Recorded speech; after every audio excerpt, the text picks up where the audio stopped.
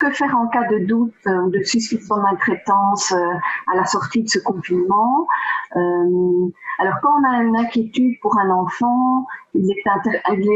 important de pouvoir le lui dire. On peut dire à un petit ou à un grand, voilà, je sens bien que tu es moins bien, je trouve que tu souris beaucoup moins, tu restes dans ton coin ou tu te bagarres beaucoup plus. J'ai l'impression qu'il y a eu des choses peut-être difficiles pour toi. Sache que je suis là pour toi, pour en parler si tu le souhaites. Inviter l'enfant à ne pas rester seul avec des choses difficiles qu'il aurait vécues. Maintenant, voilà, on ne peut pas non plus enquêter. De nouveau, il faut faire attention de ne pas poser des questions trop ouvertes où on orienterait trop le discours de l'enfant. Donc, voilà, c'est vraiment plus de dire votre inquiétude, de dire que vous êtes là pour en parler, et alors saisir les moments où cette petite parole va jaillir, et que c'est parfois compliqué parce que c'est pas toujours au moment où on s'y attend, c'est sans doute pas au moment où vous allez lui tendre la perche qui va en parler, ce sera un autre moment, et là, il faut être en capacité de suspendre parfois un peu son activité, de le prendre à l'écart pour lui donner ce temps nécessaire pour libérer sa parole, et puis de pouvoir le remercier de la confiance qu'il vous fait, de raconter ces choses qui ont été difficiles pour lui, et de dire que ben voilà, vous allez réfléchir avec votre équipe à comment on peut l'aider, comment on peut aider sa famille. Parce que ce qu'il vous dit là, ben, soit est vraiment grave, et que donc, en tant que professionnel, on ne peut pas entendre ce genre de choses et ne rien en faire. Hein, que c'est important qu'on lui amène la protection et l'aide qu'il a besoin, et que donc on va réfléchir à comment faire. Alors vous pouvez être face aussi alors du coup à un enfant qui peut vous dire qu'il a très peur des représailles, et donc c'est vrai que la question de la protection quand un enfant finit par dévoiler une maltraitance au quotidien est vraiment la première question à se poser, et donc là c'est important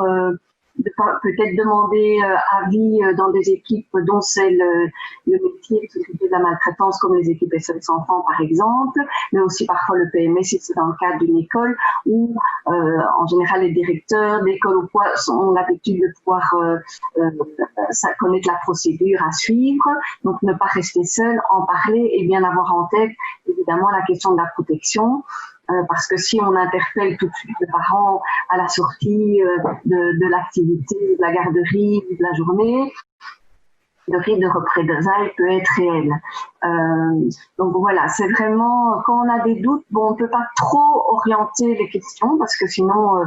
voilà, on peut provoquer un dévoilement ou provoquer une réponse qui ne serait peut-être pas exactement comme ça que ça s'est passé, et ça ne permet pas à l'enfant de bien déployer ce dans quoi il a été. Donc, plus lui demander aussi comment il a vécu ça, quelles ont été ses émotions, qu'est-ce qu'il en a fait. Voilà, et alors demander où ça se passe, qui est là, qui n'est pas là, voilà, pour avoir après des éléments à pouvoir réfléchir alors avec d'autres professionnels sur comment intervenir. Donc c'est vraiment en cas de doute, c'est de pouvoir dire à un enfant tout simplement qu'on est inquiet pour lui, et que il y a un espace, il a le droit de pouvoir dire comment il a vécu tout ça ou comment ce qu'il vit. Suite à un dévoilement d'un enfant, ou en tout cas un enfant qui aurait partagé des choses qui se sont mal passées durant ce confinement, c'est important de se poser la question évidemment, qu'est-ce qu'on fait avec les parents, comment on en parle aux parents, à quel moment on en parle aux parents,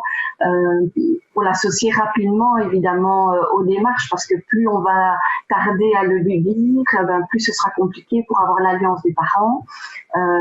Maintenant, quand on craint trop de représailles, c'est important aussi de ne pas trop reprendre les paroles de l'enfant. Donc d'interpeller le parent en disant, voilà, on sent bien que ça a dû être compliqué, qu'il y a dû y avoir des choses peut-être compliquées dans leur famille comme dans énormément de familles,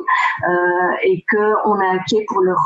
enfant parce qu'ils montrent des signes qui ne vont pas bien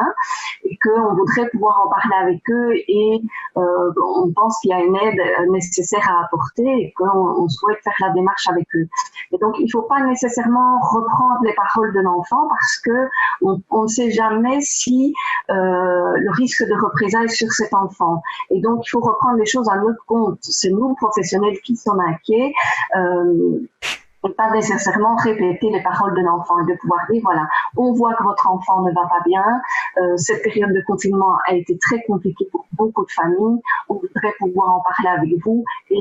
mettre de l'aide dans votre famille.